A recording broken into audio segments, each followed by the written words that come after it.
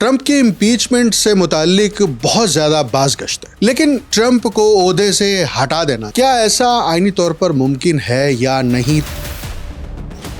امریکہ اور ایران کے درمیان بڑھتی ہوئی کشیدگی نے امریکی فوجی اور اسٹریٹجک کمزوریاں جو ہیں ان کو نمایاں کیا ہے، اور چین ان حالات کا بہت غور سے مشاہدہ کر رہا ہے۔ ایران کے اندر سے یہ خبر ہے کہ ابنائے ہرمز کے لیے لیگل رجیم بل تیار کر لیا گیا ہے، اور اگر گارڈین کونسل کی منظوری کے بعد یہ بل منظور ہو جاتا ہے تو یہ پھر قانون بنے گا۔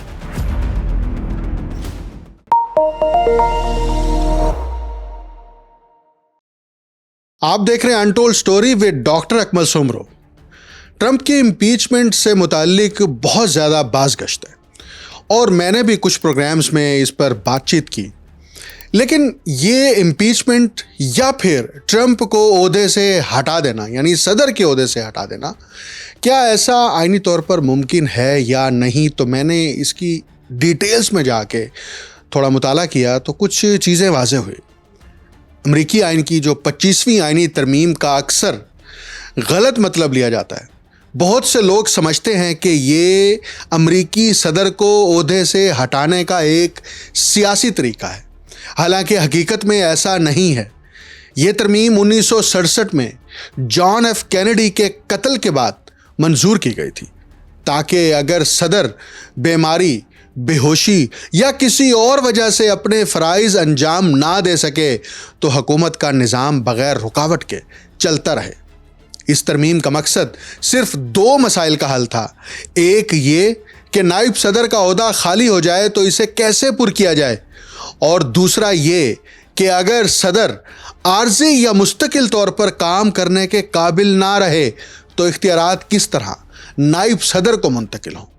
اس ترمیم کی پہلی 2 شقوں کے تحت صدر کے انتقال، استعفے یا وفات کی صورت میں نائب صدر مکمل طور پر صدر بن جاتا ہے، جبکہ نائب صدر کی خالی نشست کو صدر کی نامزدگی اور کانگریس کی منظوری سے پور کیا جاتا ہے۔ یہی طریقہ جیرالڈ فورڈ اور نیلسن راکے فیلر کی تقرری میں استعمال ہوا تھا۔ اس ترمیم کی تیسری اور چوتھی شق امریکی صدر کی نااہلی یا عارضی معذوری سے متعلق ہے۔ شق 3 کے تحت صدر خود اعلان کر سکتا ہے کہ وہ کچھ وقت کے لیے اپنے فرائض انجام نہیں دے سکتا، جیسا کہ ریگن، بش اور بائیڈن نے طبی علاج کے دوران کیا تھا۔ امریکی آئین کی جو شق 4 ہے وہ زیادہ عام ہے، جس کے تحت نائب صدر اور کابینہ یہ قرار دے سکتے ہیں کہ صدر اپنے فرائض انجام دینے کے قابل نہیں رہا۔ ایسی صورت میں نائب صدر قائم مقام صدر بن جاتا ہے، لیکن اگر صدر اس فیصلے سے اختلاف کرے تو حتمی فیصلہ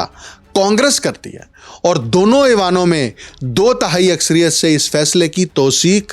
ضروری ہوتی ہے۔ اس پورے سسٹم کا مقصد کسی غیر مقبول صدر کو سیاسی اختلاف کی بنیاد پر ہٹانا نہیں، بلکہ صرف اس بات کو یقینی بنانا ہے کہ اگر صدر واقعی اپنے فرائض سر انجام دینے کے قابل نہ رہے تو حکومت اور ریاستی سسٹم مؤثر طور پر چلتا رہے۔ تو ایک بات تو بالکل واضح ہے کہ مڈ ٹرم الیکشن کے بعد ٹرمپ کو عہدے سے ہٹانے کا معاملہ ہو یا ٹرمپ کی impeachment who constitution of United States of America کے تحت،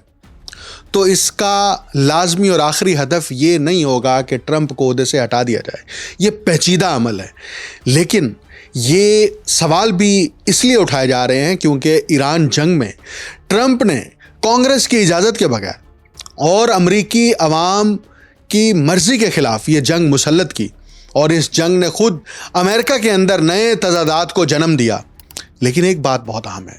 وہ ہے کہ اس جنگ کے نتیجے میں جو امریکہ کی کمزوریاں سامنے آئی ہیں اس سے چین کو بڑا فائدہ ہو رہا ہے۔ امریکہ اور ایران کے درمیان بڑھتی ہوئی کشیدگی نے امریکی فوجی اور اسٹریٹجک کمزوریاں جو ہیں ان کو نمایاں کیا ہے، اور چین ان حالات کا بہت غور سے مشاہدہ کر رہا ہے۔ بیجنگ دیکھ رہا ہے کہ امریکہ ایران کی ابنائے ہرمز میں قائم رکاوٹ کو مکمل طور پر ختم نہیں کر سکا۔ جدید میزائلوں اور ہتھیاروں کا بڑا ذخیرہ تیزی سے استعمال ہوا، عالمی گیس اور تیل کی قیمتیں مسلسل بڑھ رہی ہیں، اور مہنگائی کی ایک پوری لہر نے دنیا کو اپنی لپیٹ میں لے لیا، اور ٹرمپ کی حکومت ایک غیر مقبول جنگ سے نکلنے میں مشکلات کا شکار ہے۔ امریکی دفاعی ماہرین کے مطابق چین اس نتیجے پر پہنچ سکتا ہے کہ اگر امریکہ اپنی بڑی مقدار میں میزائل، بحری جہاز اور فضائی ڈیفنس سسٹم مشرق وسطیٰ میں استعمال کر رہا ہے تو اس کی توجہ اور وسائل بحر الکاہل میں چین کو روکنے کے لیے نسبتاً کم ہو گئی۔ اگرچہ امریکی حکام اصرار کرتے ہیں کہ ان اقدامات سے بحر الکاہل میں امریکی تیاری متاثر نہیں ہوئی، لیکن چین یہ ضرور نوٹ کر رہا ہے کہ امریکہ کے جو عسکری ذخائر ہیں، یعنی اسلحہ ہے، گولہ بارود ہے اور بڑے پیمانے پر لاجسٹکس جو ہیں وہ لامحدود نہیں ہیں، وہ محدود ہیں۔ اور چین کئی دہائیوں سے امریکی جنگی اسٹریٹجی کا مطالعہ کر رہا ہے اور اب وہ دیکھ رہا ہے کہ ایران نے نسبتاً کم لاگت والے ڈرونز اور میزائلوں کے ذریعے کس طرح امریکہ اور اس کے اتحادیوں کو چیلنج کیا۔ ماہرین کے مطابق چین کے پاس ایران سے کہیں زیادہ بڑے پیمانے پر طویل فاصلے تک مارک کرنے والے میزائل موجود ہیں جنہیں وہ کسی ممکنہ تنازع میں امریکہ کے خلاف استعمال کر سکتا ہے۔ چین امریکی فضائی حملوں، بحری رسد، فوجی اڈوں، سائبر جنگ اور الیکٹرانک جنگ کے طریقوں کا باریک بینی سے جائزہ لے رہا ہے تاکہ مستقبل میں امریکی طاقت کے مقابلے کی بہتر تیاری کر سکے۔ امریکی حکام کے مطابق ایران میں استعمال ہونے والا ہر ٹوما ہاک میزائل یا پیٹریاٹ میزائل سسٹم دراصل وہ ہتھیار ہیں جو بعد میں بحر الکاہل میں چین کو روکنے کے لیے دستیاب نہیں ہوں گے، اور یہی حقیقت بیجنگ کے لیے اس جنگ کا سب سے بڑا اور اہم سبق ہے۔ ایران بھی امریکی طاقت کے آگے سرنڈر کرنے سے آج کے دن تک 70-71 دنوں بعد بھی وہ سرنڈر کرنے کے لیے تیار نہیں ہے اور مستقل طور پر امریکہ کے لیے پریشانی کا باعث بنا ہوا ہے۔ اب ایران کے اندر سے یہ خبر ہے کہ آبنائے ہرمز کے لیے لیگل رجیم بل تیار کر لیا گیا ہے۔ گارڈین کونسل کی منظوری کے بعد بل قانون بن جائے گا۔ ایرانی قومی سلامتی کمیٹی کے سربراہ ابراہیم عزیزی نے کہا کہ آبنائے ہرمز کے لیے لیگل رجیم بل تیار ہے اور ایرانی پارلیمنٹ کی سرگرمیاں بحال ہوتے ہی بل منظور کر لیا جائے گا۔ ایرانی گارڈین کونسل کی منظوری کے بعد یہ بل قانون بن جائے گا۔ اس کی اہمیت کیا ہے؟ اس کی اہمیت یہ ہے کہ امریکہ اس وقت اس بات پر زور لگا رہا ہے کہ آبنائے ہرمز کو بالکل فری ٹریڈ زون بنایا جائے، لیکن ایران اب یہ سمجھ چکا ہے کہ وہ یہاں سے گزرنے والے تمام جہازوں کی نہ صرف نگرانی کرے گا، سرویلنس کرے گا، بلکہ ان سے ٹول ٹیکس بھی وصول کرے گا، اور امریکہ اس بات کی اجازت دینے کے لیے تیار نہیں ہے۔ لیکن ایران نے یہ حتمی فیصلہ کر لیا ہے اور اگر یہ بل منظور ہو جاتا ہے تو یہ پھر قانون بنے گا۔ دوسری طرف خود امریکہ نے ایک نئی پیش رفت کی ہے۔ ہتھیاروں کے حصول میں ایران کی مدد کا الزام ہے اور امریکہ نے اس ضمن میں 10 افراد اور کمپنیوں پر پابندیاں لگائی ہیں۔ امریکی محکمہ خزانہ نے ایران کے ہتھیار حاصل کرنے کی کوشش میں مدد کے الزام پر یہ پابندیاں لگائی ہیں، اور محکمہ خزانہ کے مطابق جن پر پابندیاں لگائی گئی ہیں ان میں چین اور ہانگ کانگ سے تعلق رکھنے والے افراد اور کمپنیاں بھی شامل ہیں۔ ان پر الزام ہے کہ انہوں نے شاہد ڈرون کی تیاری میں استعمال ہونے والا خام میٹیریل ایران پہنچانے میں مدد کی ہے۔ واضح رہے کہ یہ اعلان صدر ٹرمپ کے چین کے دورے سے چند روز قبل کیا گیا ہے، اور آپ کو یاد ہوگا ٹرمپ نے ایک ٹویٹ کی تھی اور اپنے سوشل میڈیا اکاؤنٹ کے اوپر یہ پیغام لکھا تھا کہ ہم نے اس ملک پر نام نہیں لکھا تھا کہ وہ روس ہے، چائنا ہے یا کوئی اور ملک ہے، اس کے اوپر ہم ٹیرف عائد کر رہے ہیں 50%، اور ہم اس کے اوپر مزید پابندیاں لگانے کا اعلان کر رہے ہیں۔ لیکن اس کے بعد وہ سارا معاملہ ٹھپ ہو گیا۔ لیکن اب چین کے دورے سے ایک ہفتے پہلے امریکہ کی جانب سے چین کے افراد اور کمپنیوں کے اوپر یہ پابندی لگانا بہت معنی خیز ہے۔ بنیادی طور پر کیا ہو رہا ہے؟ ٹرمپ اس وقت مذاکرات کے لیے ایک توازن کہہ لیں یا اپنا پلڑا بھاری کرنے کے لیے کچھ مواد جمع کر رہے ہیں کہ وہ نیگوسیشن ٹیبل کے اوپر بیٹھ کر چائنا کے ساتھ کوئی بڑی ڈیل کریں گے اور اس ڈیل کا فائدہ براہ راست امریکہ کا ہوگا۔ لیکن چائنا کے متعلق خود ٹرمپ متعدد بار کہہ چکے ہیں کہ چائنیز اور چینی حکومت بہت ٹف نیگوشیٹر ہیں۔ اسی دوران ایک اور بھی خبر یہ ہے کہ امریکہ جنگ کے خاتمے کے لیے جو مسودہ تیار کیا گیا ہے اس کے لیے منتظر ہے کہ ایران کب اس کا جواب جمع کرائے گا۔ اسی دوران امریکی نائب صدر جے ڈی وینس نے قطر کا دورہ کیا ہے اور قطر کے وزیر اعظم شیخ محمد بن عبد الرحمن آل ثانی سے ملاقات کی ہے۔ یہ ملاقات بہت اہم ہے کیونکہ قطر اس جنگ میں بالکل ایک نیا مدعا لے کر سامنے آیا ہے، اور وہ مدعا یہ ہے کہ اب قطر کی زمین جو ہے، قطر کی فضائی حدود امریکہ اس طرح سے آزادانہ طور پر استعمال نہیں کرے گا جیسے وہ 28 فروری 2026 سے پہلے استعمال کر رہا تھا۔ اس لیے اب ضرورت یہ پیش آئی کہ امریکہ کے نائب صدر کو قطر کے وزیر اعظم سے جا کر ملاقات کرنی پڑی۔ اگرچہ جنگ کے آغاز سے ہی امریکہ اور ایران کے درمیان پاکستان باضابطہ طور پر ثالثی کا کردار ادا کر رہا ہے، تاہم قطری لیڈرشپ بھی پس پردہ مسلسل سفارتی کوششوں میں مصروف رہی ہے۔ امریکی حکام کے مطابق وائٹ ہاؤس قطر کو ایران کے ساتھ مذاکرات میں غیر معمولی طور پر مؤثر ثالث سمجھتا ہے۔ قطر کے وزیر اعظم صرف نائب صدر جے ڈی وینس سے ملاقات کے لیے واشنگٹن آئے تھے اور جمعے کی صبح کی ملاقات کے فوراً بعد وہ واپس روانہ ہو گئے۔ وائٹ ہاؤس اس وقت ایران کے اس جواب کا انتظار کر رہا ہے جو جنگ کے خاتمے اور مزید تفصیلی جوہری مذاکرات کے لیے ایک بنیادی فریم ورک طے کرنے کے مقصد سے تیار کیے گئے ایک پیج پر مشتمل مفاہمتی یادداشت کے حوالے سے ہے۔ میں نے اپنے گزشتہ 2 پروگرامز میں بھی یہ بات بار بار کہی تھی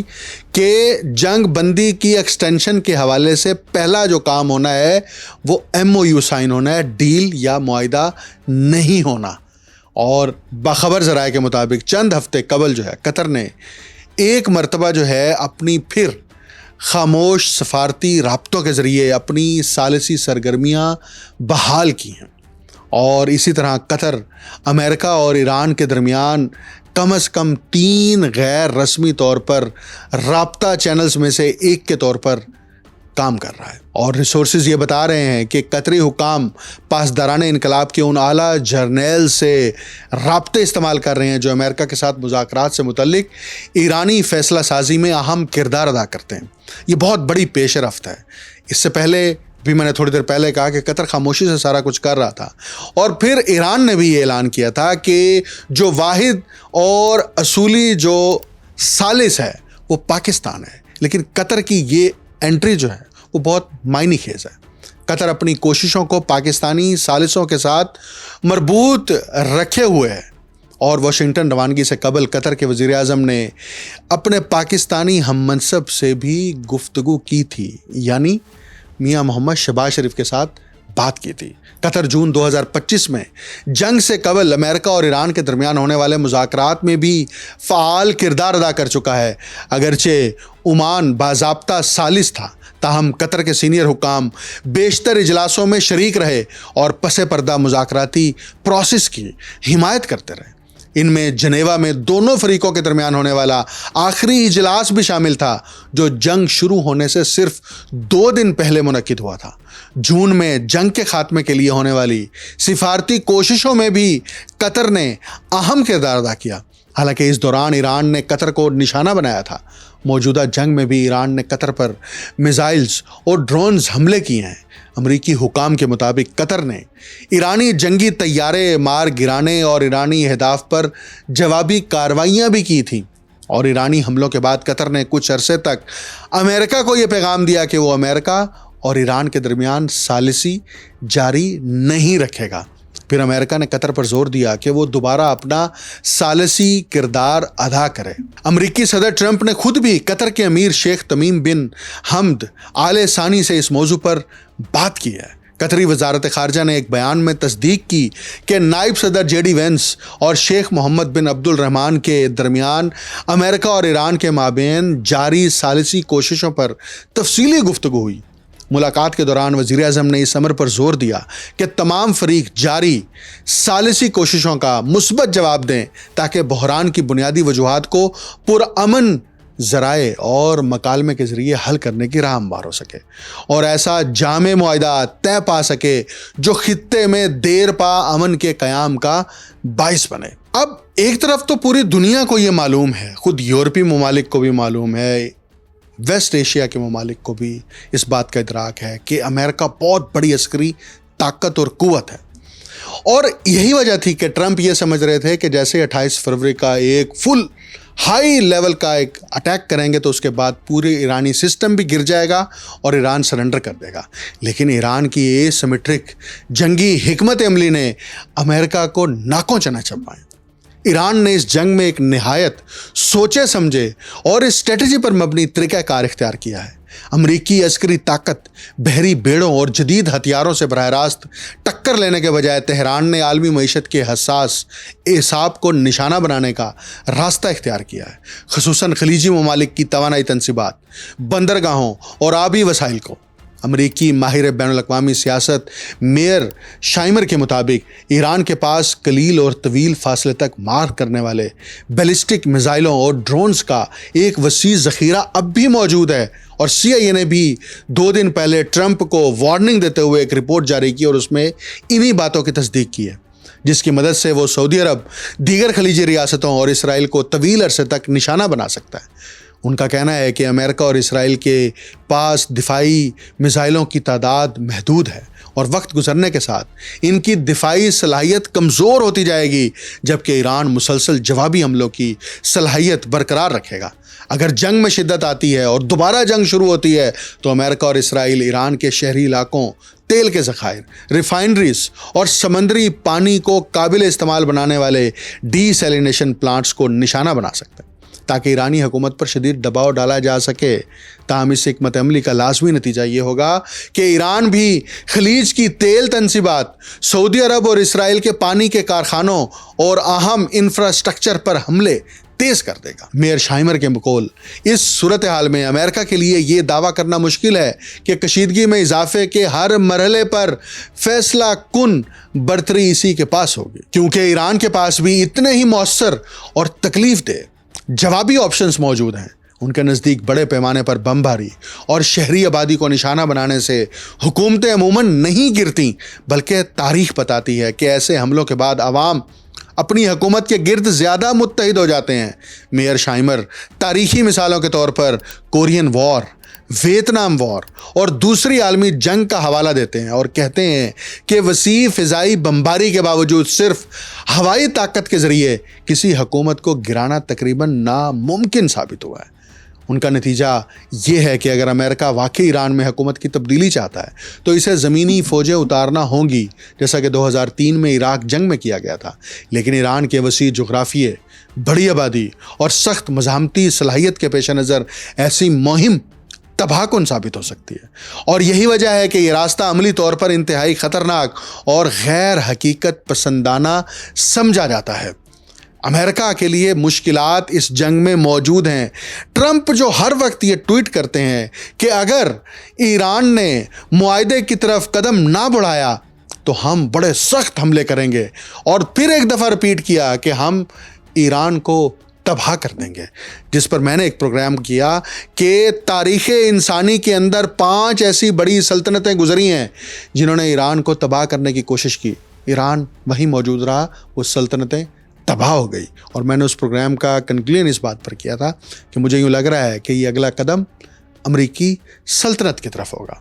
اب پاسداران انقلاب نے ایک پریس نوٹ جاری کیا ہے جس میں کہا گیا ہے کہ خلیج عمان میں ایک خصوصی آپریشن کے دوران ایک آئل ٹینکر کو اپنی تحویل میں لے لیا ہے، جبکہ امریکی فوج کا کہنا ہے کہ اس نے ایرانی بندرگاہوں میں داخل ہونے کی کوشش کرنے والے